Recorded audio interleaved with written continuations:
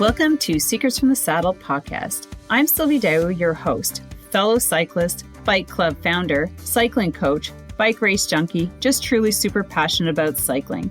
My journey with cycling started 20 years ago when I opened a spin studio, started a women's race team, and founded a women's only cycling club called Cycle Fit Chicks. I'm super thrilled to reveal all aspects that make the world of cycling operate.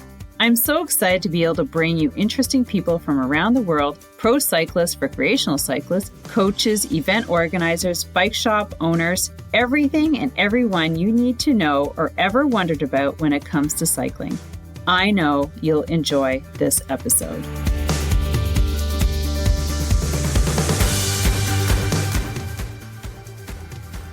This podcast episode is sponsored by Shopify Queen Sarah Jensel of Jensel & Co.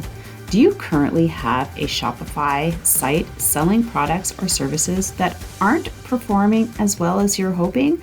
Or do you have a product or service you'd love to sell, but you have no idea where to start? Well, my girl, Sarah Jensel, the Shopify Queen, is a person to talk to. She is amazing and brilliant at branding and is currently helping me completely revamp my website on Shopify to showcase my new brand and selling my products. So if this sounds like something you've been looking for, please reach out to her on IG at Sarah Jensel, that's Jansel. Leave her the code Sylvie, that's Sylvie, and she will add you to her free Shopify Facebook group, where she coaches weekly on Shopify strategies and has tons of content to help you in your Shopify journey to building your online business. So don't forget, DM her on Instagram at Sarah Jensel, Jansel, and leave her the code Sylvie. She'll reach out and add you to her community. Thank you very much and have an amazing day and enjoy the episode. All right, everyone, welcome back to another episode of Secrets from the Saddle, all things cycling podcast with your host, Sylvie Dowd, here in Arnprior, Ontario. And why am I in Arnprior? And the beauty about this podcast is that we are live inside a home run bike shop business in Arnprior in their garage, which is usually where all the companies start off. And I had the pleasure of finding actually this particular brand, MONTU. That's how I say it, right? Mm-hmm. MONTU Bikes. I was actually on all places marketplace. Everybody's been there looking for bikes. I was looking for a gravel bike. I saw this bike back here for sale. I was just like, oh my God, is it still available? And it led me to meet Hani and Catherine and Ramsey here, Cutie Pie. And so if you're listening to this, you might want to flip over to YouTube and capture the live version, because we're in his shop and we're going to talk. We got the bikes here. We're going to show some of the clothing brand they have, and I'm super excited to bring this Canadian brand to you guys. So welcome to the podcast, guys. Thank you, Sylvie. Nice to be here. Oh my God. So it's been a very long time since I've done anything live. And so this is why it's so exciting, because I'm actually here picking up my bike, and you guys will be hearing more about it. Yeah, I know. It's a good bike. It's a good bike. So what I love to do is just get your story. So I always start with the question, how you got into cycling? How did it bring you to starting the brand and meeting each other and doing clothing and all that stuff? All right. You want a short version or a long version? We have a great how did we meet story. And let's hear the how did we meet story. Remember, I took you biking. Well, you took him biking. I facilitated him getting to go for a ride in Cape Town. Oh, without where we met. making this a story about how Hani and Catherine met. It's that's how it started, right? The first time we met, Catherine helped me go for. We met in South Africa actually, and Catherine facilitated. This was my first time in South Africa, and I wanted to go for a mountain bike ride in Tokai Forest, where I heard there was good mountain biking. So Catherine facilitated my first mountain bike. Drove him out there. Didn't get Okay, lost so at how all. did you guys meet to go That's out? That's a long version. Oh, okay. Short version is we had mutual friends. I was living in Cape Town. He was visiting. We met up for a dinner, and then we met up all the days he was in Cape Town. Oh. And one of the days I said, hey, I heard you like mountain biking. I can drive you to this place. I'd like to go for a hike there anyway. No, I was going for a hike. Long distance runner. Oh. I'm a runner. Okay. I cycle, but not like him. And I just thought that would be nice. And he went out for a ride and enjoyed it. And I went for a hike. And then he wasn't even late coming back. Good guy is like, I gotta be back for like. Yeah, he was very late coming back. That's it. Oh, you're being facetious. Oh. But it worked out. Yeah.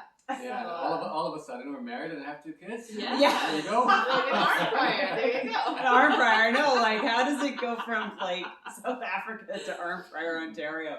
So you guys came to Canada. Are you both? Then we got married. Well, yeah. Long distance courtship. Mm-hmm. Then we got married, moved to Egypt, where Hani is from. Mm-hmm. Okay. So we lived in Egypt most of the last 5 years. Oh. And we would spend summers in Canada because I melt in the summer. Okay, because you felt it. I was like, what? It's way too hot. Do you have family here? Yes, I'm from. okay. Well, not Arnprior. I'm from Halliburton originally. Okay. And then so we were living in Egypt, and Hani attempted to teach me to be a better mountain biker a few times. Then we had our first child, so I was pregnant, and all that. Anyway, we were prepping to move to Canada, and I'll let Hani tell the story of. I said, well, let's start a bike company. Yeah, because there's the mountain bike tours in Egypt. Because I was looking at those. That's him. Well, Yeah. Egypt is. He's the king of mountain biking in Egypt. He's very modest. Well, it's been. I think it was 2020 was maybe the last posting or anything on those, but is that where it started? There's a small but rapidly growing community of mountain bikers in Egypt. Yeah. So I started mountain biking the early 2000s. Most of my life I've been engaged in team sports, and when I went to college I just wanted something that I could do without having to go to a gym or needing a team, something that's as easy enough in the outdoors. And mountain biking was the perfect. I bought a basic mountain bike and I started going on some natural trails that we have right outside Cairo. We have a hilly desert. And I saw very few people engaged in mountain biking, and I started a small community called MTB Egypt. Cool. How long ago was that? That was in 2002.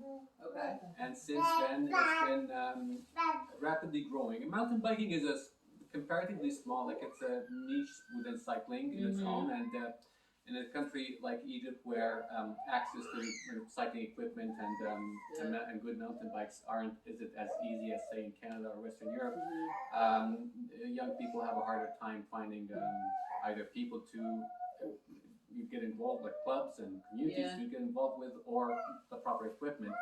But given that, it's been there's been plenty of interest in mountain off-road cycling in general. And then we organized the first ever amateur race in Egypt 2009, and we've been on a semi-regular basis. We've been organizing it at least every couple of years. And then we organized the UCI sanctioned the African Continental Championships in 2018 for the first time in Egypt, Cairo. And it's growing. It's rapidly growing, and young people in Egypt is a demographically quite a young country.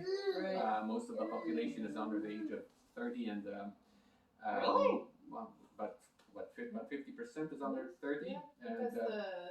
Yeah, and what's the population? A million about, people a year? We have about 100 million people, and half of those are under 30. So so lots of interest in sports and outdoor activities, and not only mountain biking. It extends to outdoor sports and leisure in general. And now I'm mostly based in Canada, so I'm not as involved in the community, but there are other compatriots who are taking the sport forward in Egypt. We founded the Egyptian Off-Road Cycling Commission within the Egyptian Cycling Federation. There are many obstacles to having a working formal structure of the sport in Egypt, but it's baby steps. So when I think of Egypt, I think of the terrain not being like green. It's very sandy. Is that true of majority of the? Yeah, Egypt is most of for 5,000 years we've pretty much lived on the narrow strips along the Nile Valley, the fertile land along the Nile Valley. We're 1 square million kilometers. That's the surface area of Egypt, and so not about the size of Alberta, maybe. Like the Pardon? Like the province? Yeah, roughly the size of France, but we have 100 million people, and most of them live in a very small percentage of this land. So east and west of the Nile is desert, and then there's the fertile land along the Nile, and then the Egyptian Delta. And the Nile flows from the south to the north, where it ends into the Mediterranean Sea. And then we have the mountains in the Sinai Peninsula. So what we call our home trails is a natural protected area that's in the desert outside on the outskirts of Cairo. So it's great because it's quite accessible from the biggest city in Egypt, in Africa. And then you have the mountains of the Sinai. I think people often think of it being sandy. It's quite rocky. Yeah, it's limestone. It's limestone hills, and it's fantastic for mountain biking. I personally believe it has the potential for world-class cross-country mountain biking. It's the perfect kind of terrain for that. It's hilly, not mountainous, but then as you go east towards the Red Sea, you start getting to mountains, and this is where the future of the sport in Egypt lies, because you need to go east to find the mountains, and as resources and more attention is paid to developing these kinds of sports in Egypt, I think more funding should be and resources should be available for trail building, for developing the sport, and it taking the shape it requires for it to have a stronger presence in places like Egypt and North Africa in general, because there's plenty of interest in mountain biking. That's right. It really it borders on Africa. Well, we are in Africa. We are in North Africa. Yeah. Okay. Yeah. So Egypt is part of it's called the MENA region, Middle East, North Africa. Okay. So we look at the countries all the demographics. The top of Africa, so above the Sub-Sahara, is called North Africa. Make it easy for people who don't. And then our Sinai Peninsula, the Egyptian Sinai, connects Africa to Asia. Right. So that's the story of mountain biking in Egypt. So I've had a long engagement in developing and community building, specifically in off-road cycling, and then I had short-lived business experiments in this domain in Egypt, but they were always sort of something that I do as a hobby that I'm trying, like dipping my toes. Yeah. But with MONTU, it's from the genesis, from the start of MONTU, this is going to be a proper business. It's not just treated as side hustle or a hobby. We want to properly offer the products that we want to focus on at launch. And this has been, as you know, gravel bikes and a small yet high quality line of cycling clothing. Yeah. So what were you doing before you decided to go all in on the bike company? We are academics by training. And we're both PhD students without PhDs. Let's say that. Of life. PhD of life. Yeah, we are redeemed academics, and I still do that here. I teach I teach at Algonquin College. Oh, do you really? I do. What do you teach? Business. That's so awesome. We're not quite completely detached from that domain yet. That's okay. But, you need that extra side hustle to do the main hustle. But as a small business, things take a while to get traction, and for this business to generate something that resembles a proper income, it needs a few years to build up. And teaching is something that both of us are also. I know that I'm speaking for myself. I've always been passionate about research and teaching, so I'm still engaged in that. But my background is in academia. Right. Well, I think that's awesome that you're a teacher of business and you have a business, because it makes it even more credible when you're talking to university, to college students. Yeah. We'll be back. When you're talking to college students and you're trying to, explain like, you need to do this and build that and market this. Like you say, you talk the talk and walk the walk. Yeah. So, yeah, it's and it's And you're like, and you're let's almost work on my business for a minute. What do you think about marketing strategies? yeah, and it's also it keeps you sharp, and you're always learning because once you stop, you say everything. That's when things start not going so well because you're always learning. So I think teaching and always being engaged in that side of things is also good for business. Right? Oh, I think so too. I think so, and I'm really surprised to find it, but I'm not. But that's cool because I would prefer to have a professor who's actually in the thick of things. Like, oh my God, my business. Yeah. But do you ever kind of like? I would bet you use your business for a lot of examples when you're talking to your students, like some life experiences, like this is what I experienced. Depends on the course. I've also taught things that are not related to business and what is known as international development. So this has been away from the business world. It's a different. But you also have that background too. There's that background. and one of the other things that I do is and I still do some of is consulting, and it's I did a fair bit of consulting for in the sports and leisure industry, and this is something I'm also involved in still. Oh, very cool. So what's the Canadian expression? A few pans in the irons in the fire, something like that. We always have. You're an entrepreneur. There's never just one iron in the fire. You've got many. Right. Yeah. It's just like which one's burning the brightest. Yeah. So tell us about how you came to decide and the name, because I was reading it's got Egyptian heritage to the colors and the name. So talk about that, the brand of your bikes. So the Egyptian heritage elements in our branding are unmistakable. You've got our logo is inspired by the Eye of Horus, which I'm going to just show you that in a second. Is quite important as one of the very easily recognizable elements in ancient Egyptian iconography. MONTU is the name. See that right there? It's on the bikes. It's really beautiful. We'll show you after. Yeah, it's on in all our bikes. It's the head badge for all our bikes, and the branding is also very visible on. We try to go with. Oh, actually, why don't you just look at his hat? Go. Yeah. There we go. Yeah.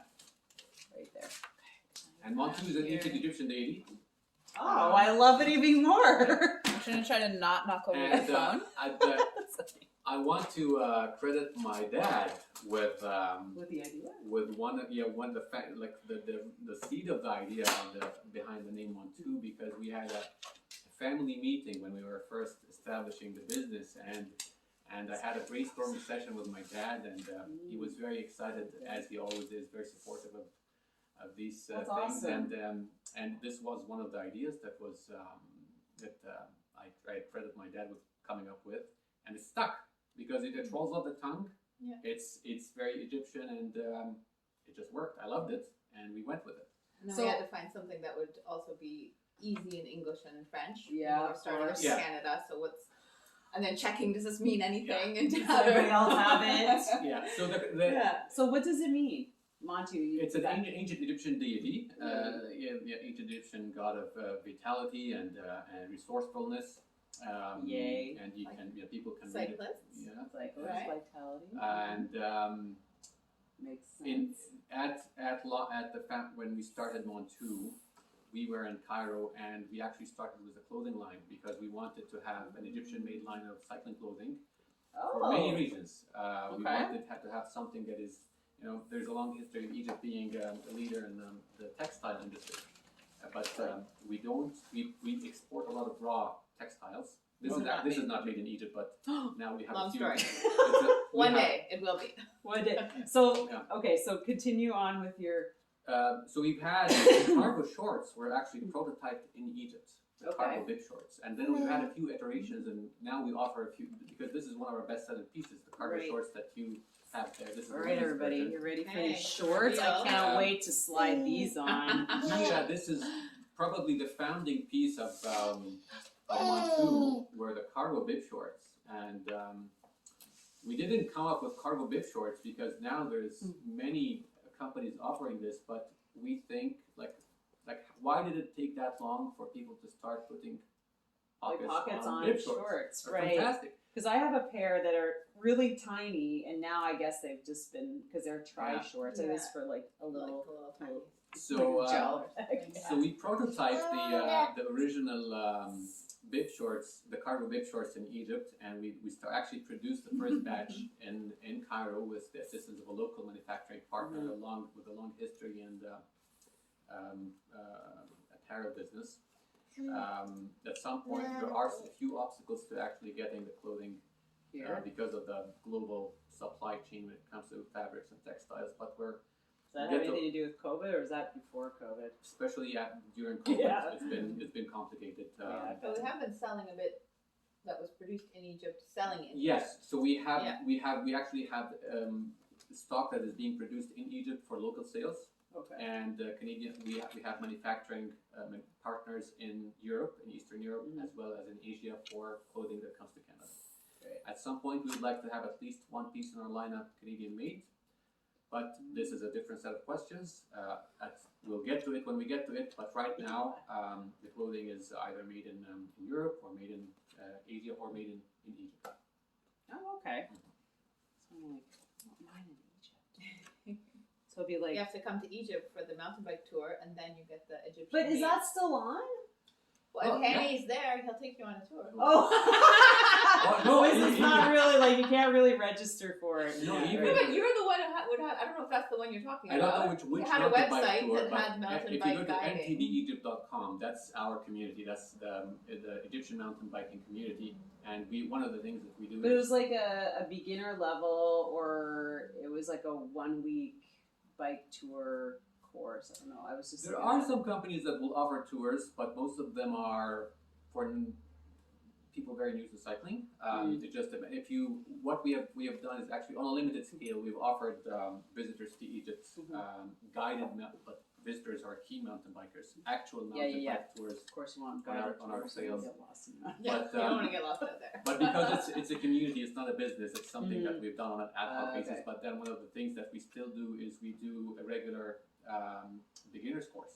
It's a I think that's what I was looking at. Yeah, we have a very extensive, probably the only one of its kind in Egypt, a very extensive, comprehensive beginner's course that has a theory component and then an on-trail practical component. And people graduate from that and confident, not you need time. It takes time to be of course. confident in the trail. Any kind of course, you get the skills. Down. Yeah, That's right. Yeah. You got to go The practice. basics of mountain biking, everything from the basic body positioning, climbing, descending, how to do trail side repairs, how to navigate trails. We cover most of this in our course, and then people start, if they like mountain biking enough, they continue on the journey, and you know how it takes time to actually be a confident mountain biker on the trails. Yeah. I mean, you don't have to be too good when you have 29 wheels for anything. I'm still on 26. So I'm just like, I have to maneuver a little bit. I hit the little rocks. Bike technology and geometry has come a long way. And early 29ers sucked, but because they essentially took 26-inch bikes and they made larger clearance for tires, and the geometry didn't work. But and I still get people who say, "Well, I don't really want the 29er because it's slow turning." Well, that used to be the case maybe in 2015, 2016, but now 29er geometry is optimized for the big wheels. So right. The frame has started following. But I can nerd out on bike geometry for hours. So. That could be, or maybe another podcast. I know, I'm just, right. So I was just like trying to figure out how I could still use my old mountain bike. It might be old, but it's still a bike. No, I know, but it's old Brody. I don't know if... Okay. Well, show her the Franken bike. The Franken bike. It's behind a bunch of cardboard, but Catherine has a Franken bike that she... When I was 15, it was my first you still bike. Have it? Oh my gosh. It still works. I bought, with the money from my first job, and I used to ride it back and forth to the job, but then also when I was 15, 16, I did a little bit of mountain biking, and then it came with me to university, and it got road/tires and became the commuting bike, so it has ridden all over Montreal and Toronto. And before we got married, I actually took this bike on trails. I went on a mountain bike ride. Because it was in storage at my parents' place because I was living abroad. You're like, and so somehow now it has migrated to the garage, and we should just, let the parts go. Maybe they could be used, but it actually works well. It's one of those. It's the bike that refuses to die, and I don't do any maintenance on this bike. See, that's kind of like my Brody. It's like 20 years old. I think I still have the same. Like I've seen That's the one you take to the store. Go to your sons are going to to be riding on that. Maybe. No. Before you get something like this, they're like, this is the bike you go to the store with, go to school I mean, Zane already has a fancy kid that's bike. right. He's already spoiled too much for this. It's probably worth more than the Franken bike, but But I would not get rid of because I have my first mountain bike. Value too, right? Yeah, and that's the one I take in the city. Yeah. When I don't want to think about my bikes being ripped off. Yeah. But now people are stealing steel bikes, so I'm just like, what? Yeah. So there's a market for everything. Now let's go back to the brand. So your dad gave it the name. You're like, that's fabulous. Let's run with it. Then how did how did it all materialize? And how did you play a role in it? I talk a lot. Suggestions? We bounce ideas. So I'm not a cyclist. I should say I'm not a cyclist. I like to ride bikes. You are. I have strong legs.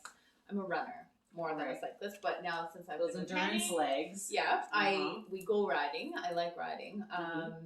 But it's really his gem. But I am part of the thinking, planning, different ideas, and then we were planning to move to Canada. Because our older son started JK last year, and we had the plan. We wanted him to go to school here, lots of different reasons. But so we thought, okay, this is a good time because we're going to be in transition. Hanny's going to be doing his permanent residency, looking at all those different pieces, and with COVID, with bike shortages, we also just jumped on it. Said this is a good time to start a bike company. So many shortages. No, because there's a gap, right? Initially, it was mainly the clothing, and the bikes were. I had the intention of bringing in the bikes at a later stage. But so clothing first. But I already had the contacts, and I already had sort of the know-how to jump in on demand. It was given COVID.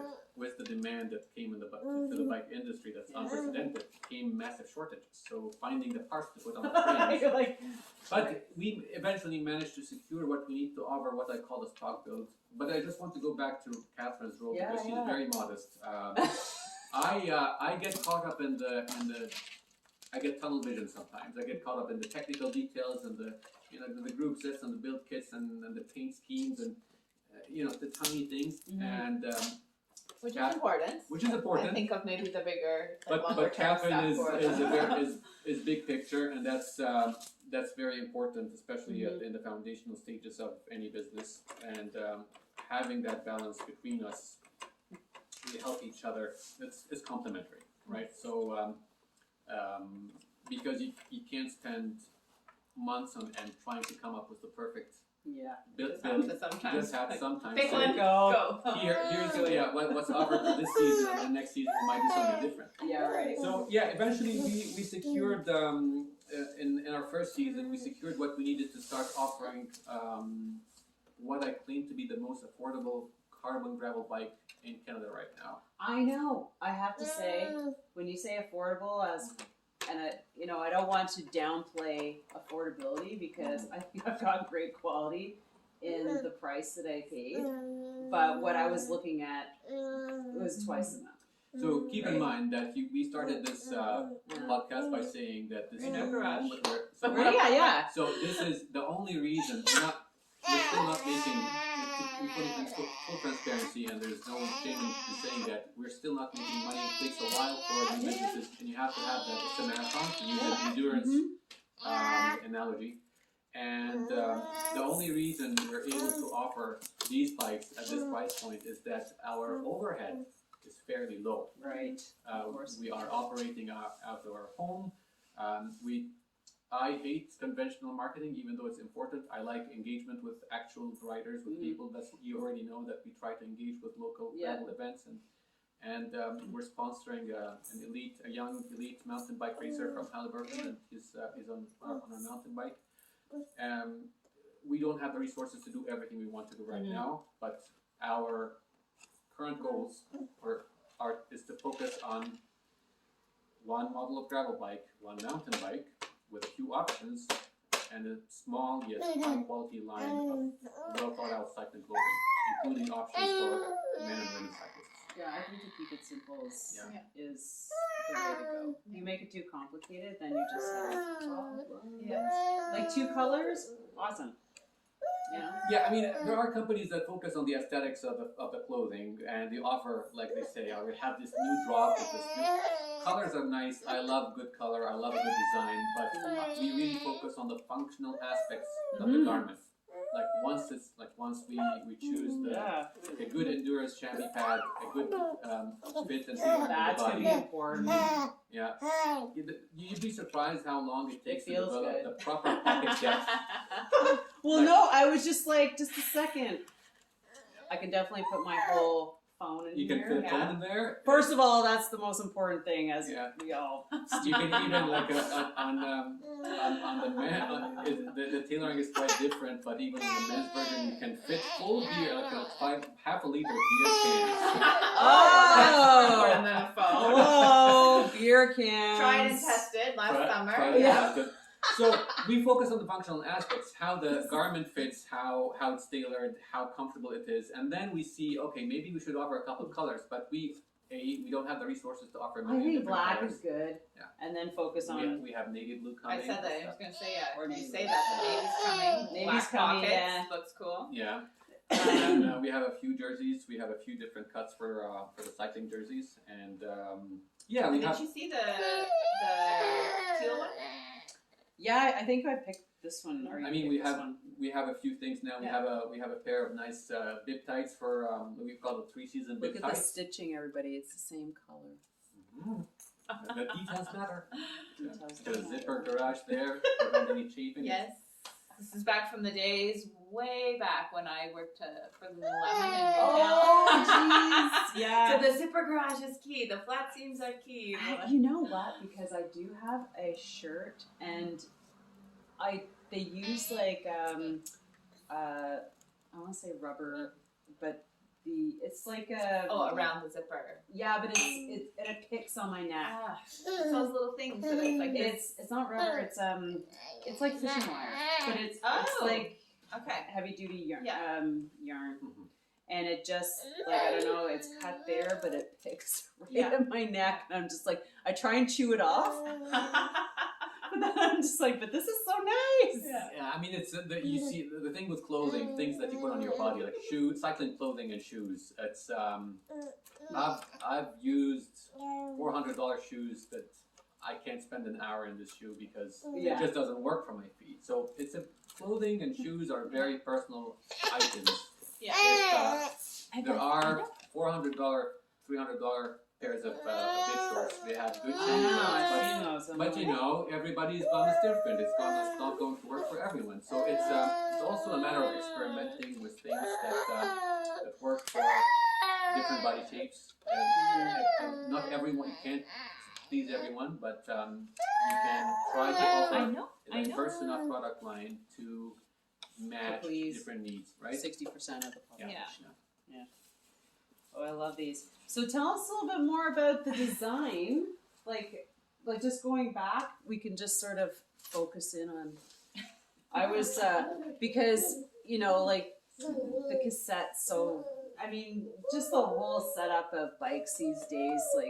Everybody's getting away from 3 chain rings or 2 chain rings in the front. So a little bit of a background about because carbon bike manufacturing, especially the behind the scenes bit, can be confusing and there's lots of misinformation about how these bikes are made. There's a wide spectrum of quality and how the frames are actually manufactured. And again, this is one of the things where you can easily spend a few hours talking about. But the short version is that because we are a small company, carbon molds are very This is interesting, guys. Very expensive to develop. If you're a big brand, you have enough financial leverage. You can have your own unique proprietary molds. Right. We share the molds with other small companies, and this allows us to enter the market and offer and focus on having a value added beyond the actual physical things like custom builds, things like eventually having a fully equipped local shop to serve the Ottawa Valley area when it comes to customized builds and stock builds and all of that stuff. Yeah. But we partner with one of the best manufacturers in the business. Again, without getting into nerding out on the tiny details, the old way of making carbon frames was using a bladder that's inflated, and then the carbon layer is laid over that bladder. Right. And then once they're done, the frame is cured, the bladder is deflated and taken out, and this resulted in pieces of that bladder embedded in the carbon construction, compromising the structural integrity of that frame. Did you guys know about that? I bet you didn't know. And He's got the details. You don't want it. there are. This is a very rapidly moving domain, but now the more common way to do it is to use a solid mandrel on which to shape to mold the frame, and this ensures that the internal construction has very smooth walls and nothing that compromises the structural integrity of the most important thing, which is the frame. Right. And then there are things like the type of carbon used, the type of resin, how the carbon fibers are the layup, which is how the carbon fibers are oriented. Right. So at some point we can have our own complete unique mold and our own proprietary frame, but this gives little beyond proprietary aesthetics of a design, as long as you have a manufacturing partner that pays attention to good quality control. Sharing the cost of that mold allows us to focus on other things that offer value to our customers aside from just a completely unique shape of the bike. Having said that, we contribute feedback to our manufacturing partner when it comes to things like the layup of the carbon, because certain properties on how the fibers are oriented on things like the chain stays and the seat stays affect the actual ride quality of the frame and affect how robust the frame is, especially on off-road bikes, on gravel and mountain bikes. So we contribute back this based on our own testing, this feedback to our manufacturing partner, and actually the frames have been improved upon when it comes to the certain things, when it comes to the layup of the carbon fiber on the frame construction.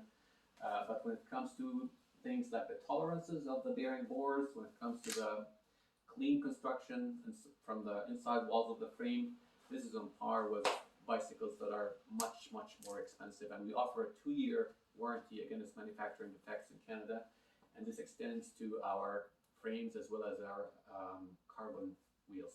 Yeah, so what I really like about this bike, and I'm going to show you, give you a closer view, is some of the details on the bike that they added, that Hani added, so that it can become like a touring bike.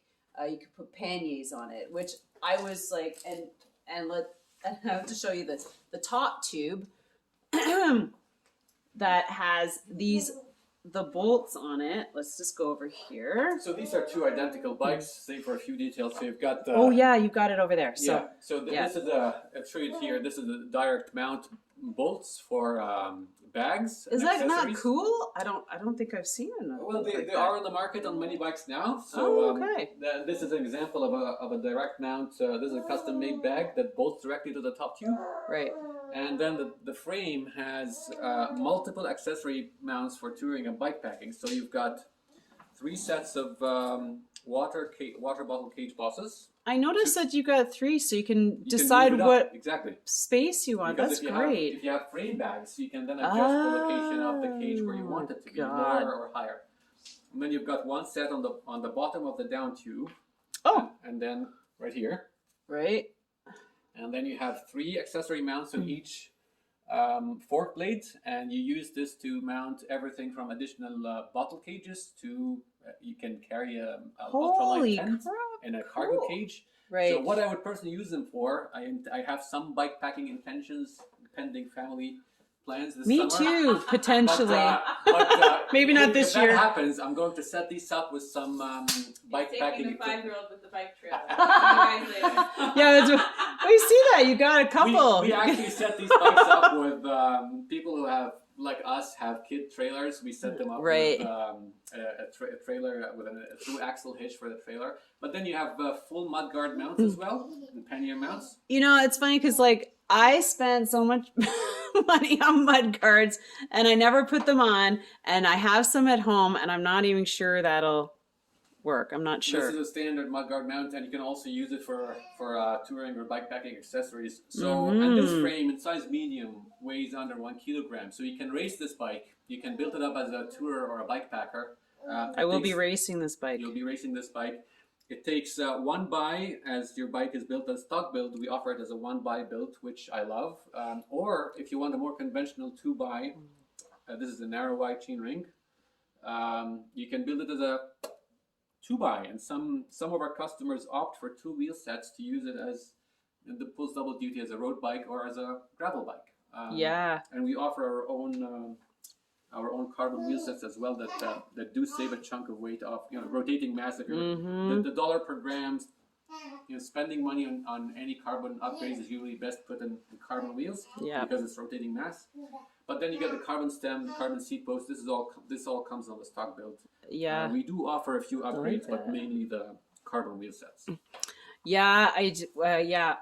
He was showing me the wheels, and I'm like, I'm gonna have to start saving for those. Those will be the next year. Yeah, those are the carbon. We offer them in 650B. Oh yeah, hold on, here they are. 650B or 700C, and the beauty of that frame is that it has one of the best tire clearance in its class in Canada. So in 650B, you can fit up to 2.1 inch tires, which are essentially mountain bike tires. In 700C, I want to say you can easily fit 48. I want to say bigger, but with bigger tires, you may get some toe overlap. But then 40 millimeter tires are plenty. I run mine, if I put the 700C wheels on it, I run it with 43s, even wider. But these 40s are good for racing, which you'll be doing. Yeah. I'm going to take it out on a 100K ride on Saturday. There you go, shakedown ride. Yeah, that's right. And I'll be like, can you adjust the derailleur and everything now that everything's... So when should I bring it back? Because, of course, things get stretched. When is the... Anytime, it's like a month after? Just bring it back before you're ready. When it starts skipping, that's the time you're gonna start bringing it back. It's set up to be trouble free from on your first ride, but as it happens, As it stretches. you know where I live. Yeah, I know. I have to when we come down to see the in-laws, I'll be like, hey, you might have to drop it off for a little a derailleur adjustment. Yeah. Because that's one thing that I don't mess with is the derailleur. Yeah. I'm like, I was like, because I live near Wakefield, so I'm close to Expedition Shop, and I'm like, oh, Jamie, I need some derailleur adjustments. I've been like playing around. It's like, stop touching it, just bring it in. And I'm like, because apparently you can really over tweak it. Well, the future is in wireless shifting, and this frame will take. This frame comes with. I know. With the kit. The It's frame. kind of like a car. So. We offer an optional kit for if you want to run DI2 or whatever you want. You can just want to run it wireless, but it's all about options. 1 buy, 2 buy, 650B, 700C. Okay, is this like 45? 46. 46, I was close. Yeah, It's so like that's 45. That's a stock build, and this is based on components made by a company called Sensa. The story goes that these were engineers that worked for SRAM, and then they opened up their own shop. There's always like a spin-off somewhere. Yeah, and they work really well. They're quite affordable. Are they in the States? I guess so. No, they're in China. Oh, they're in China. Okay. And the components work well. They're affordable. That's an 11. But people come to us and say, I want this with Shimano GRX or SRAM this or and You're like, cha-ching! we do custom builds, but we don't stock right now. Shimano Canada said they would be happy to talk to you, but we can't even fulfill existing orders. Talk to us next year. So I know. Yeah. I asked for like if I could upgrade my campy record, my super record, and my friend's like, well, that'll be like $3,000. I was like, I think I'll just hold on to my current record. And the thing is with us, if you come to me and say, hey, I have my own group set, sure, bring it over and we'll put it on your bike. So we're all about being flexible. The stock, if we have your frame size in stock, it's 10 days to delivery. It's just Do you hear that? 10 days to delivery. If we don't have if the frames are sold out, which is the case now, we have 2 batches every year, and the first batch sold out very quickly, and then we're getting another batch that's 50% sold out based on pre-orders. So if we don't have it in stock, it's about 2 months delivery.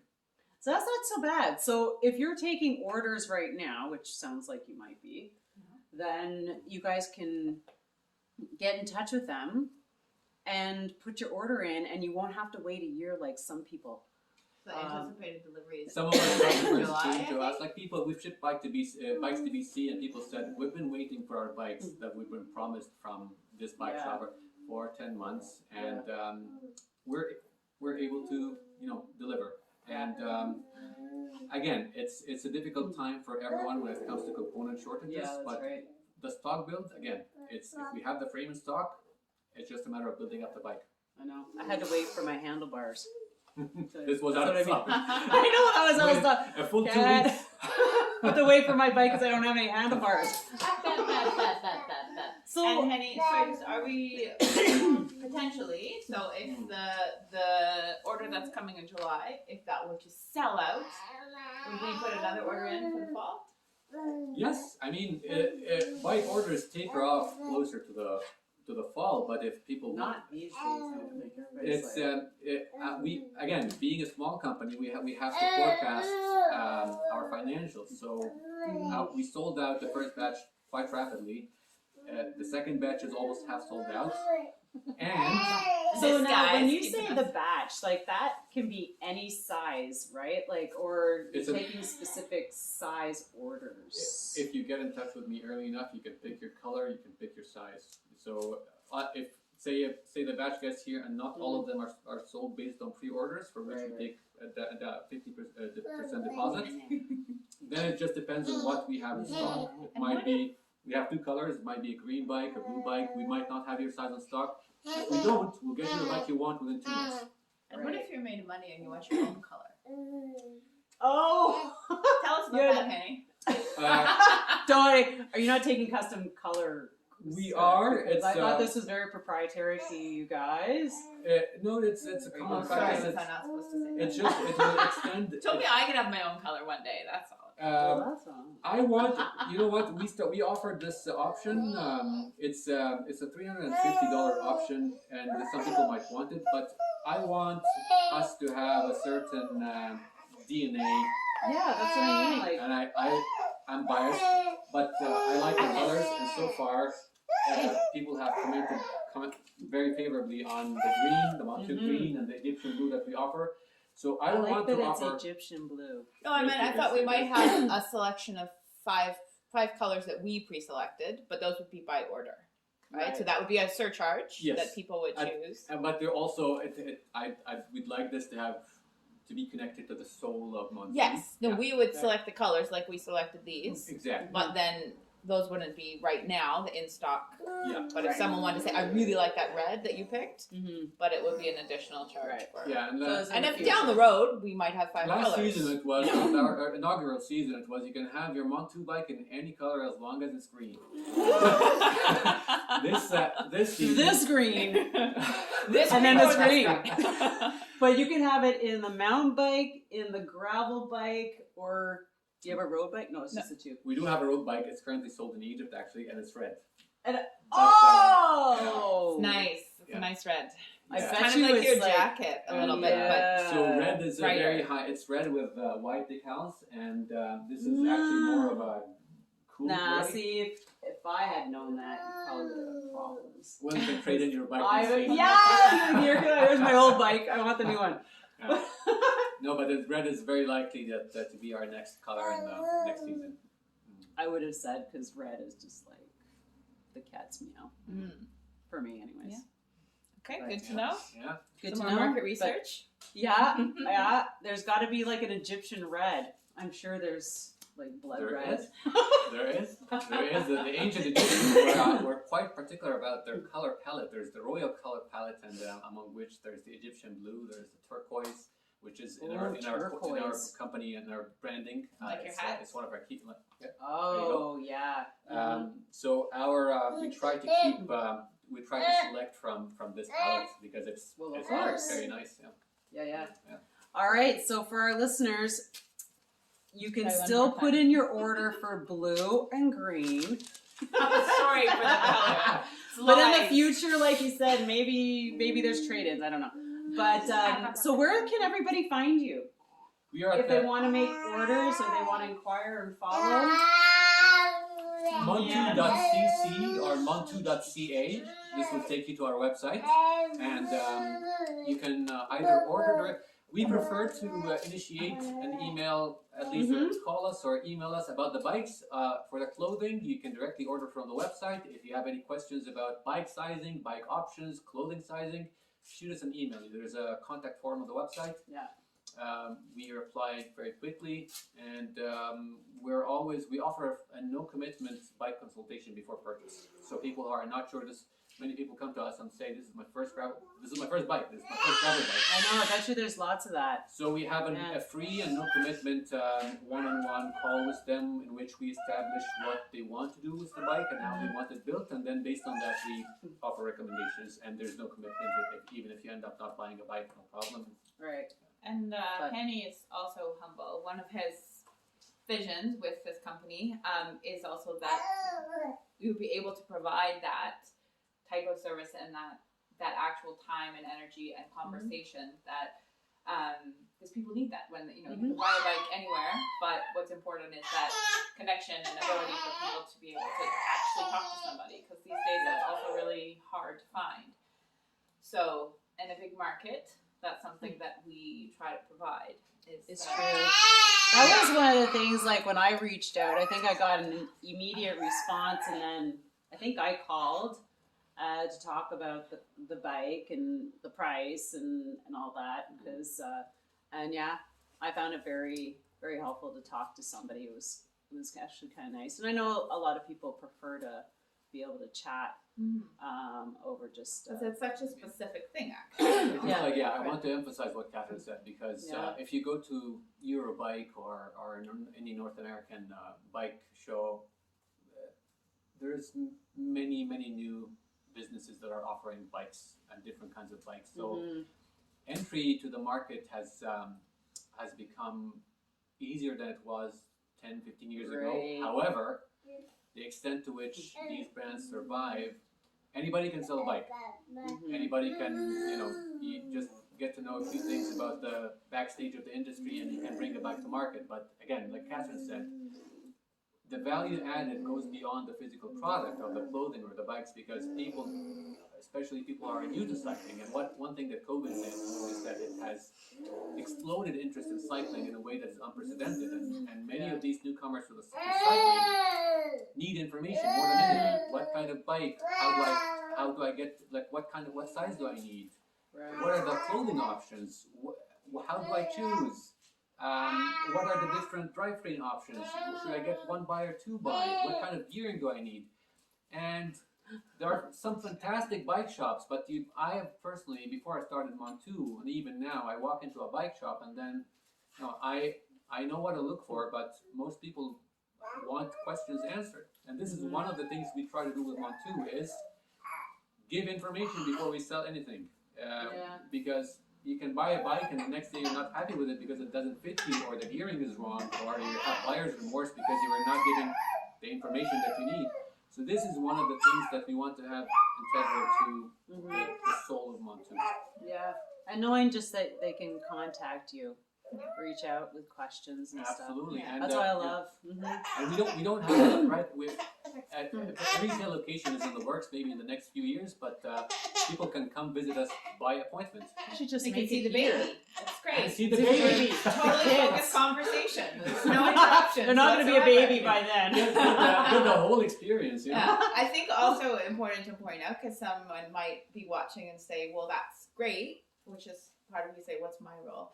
Hani, you can't do that forever at the scale that we hope the company grows to, right? Right. How can you continue to provide that level of consultation with people? But again, Hani's very humble. One of his other side hustles is corporate training. So he teaches people how to give service, how to talk to people, how to teach, how to provide. So he's done that in the past, still doing that. So part of the long-term plan is that hopefully this time next year we have maybe a few young people, bike mechanics, that he's teaching to be able to provide the level of service. Because as you see, he's quite knowledgeable.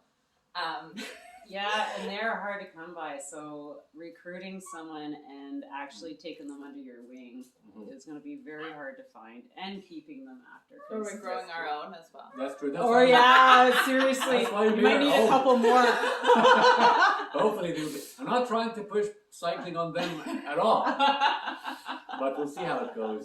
Zane mentioned hockey the other day, and my heart. Oh my God.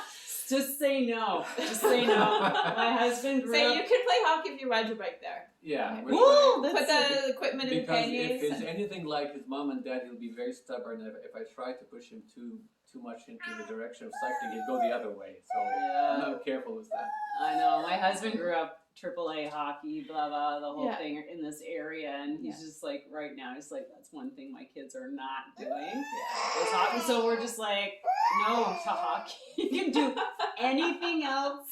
Not to talk badly of hockey. There's lots of good skills, but no, we as we're parents not also, even. We like things we can do together as a family. We go skating.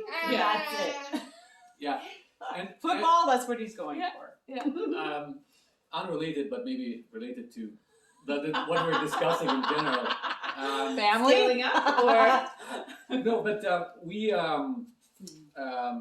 there's a lot of sensitivity in the cycling business about the brick and mortar traditional bike shops and online based. And we're sort of a hybrid business, but we are looking to engage with similar business. Like just this morning, I was on a call with a Canadian business that makes cycling products because they're complementary to what we do. What kind? They're Like accessories? bike cleaning and lubrication products, and they're one of the first Canadian brands in that domain, and they're doing quite well. Oh, I need to know who they are. So beyond that, we're looking to engage with especially local bike shops in the Ottawa Valley area and beyond, and this is something that we haven't honestly gone out of our way to do it because we've been so busy trying to get products delivered, and so we've had enough demand. That we haven't attempted to engage to do that yet, but we'd love to do that. We'd love to have businesses interested in carrying our products and collaborating. Oh yeah. Because I'm a firm believer in the saying that the rising tide lifts all boats, and there's competition, and there has to be ethical competition, but there's also collaboration in Mason. And this is something that we're looking. So I'm just using your podcast to say that you're. Hey, I get it. And interested I in was that, like, yeah. well, I'll just plug in there too that we're taking ads on the podcast. So for all those Canadian businesses that you collaborate and want a platform to get their word out like this, we have a little bit of that happening on our podcast. So you can always reach out to me. But so you're on Instagram. Where else are you? We're on Facebook, we're on Instagram, and we have our web presence, our website, and you can get in touch with us via either of those channels. I'm not cool enough for TikTok yet. No. You need to start. Maybe, but Twitter might be better because that's where all the ads. Well, except we're not a big fan of the current state of current Twitter. Twitter. Without getting too political. But can I add one more thing? Yeah. We talk about just to mention another future component of MONTU about the sort of corporate social responsibility vision we have about the training getting in. So Hani also has a long history of training youth and teaching youth cool. how to mountain bike. And we'd like to see that become part of our racing team and bring up young riders that maybe might not have access to this. You know, this is an affordable bike for some people, and for some people this is beyond what they might have access to. I don't know if you want to talk about that a little bit. Yeah, Just to put you on the spot. Right now we have a nascent MONTU racing team. We only have one competitive athlete on the team. He's a young marathon mountain bike racer from Haliburton, and we have one more spot that I'm reserving for a female athlete. Female masters. Female. I already put it out there. He said no.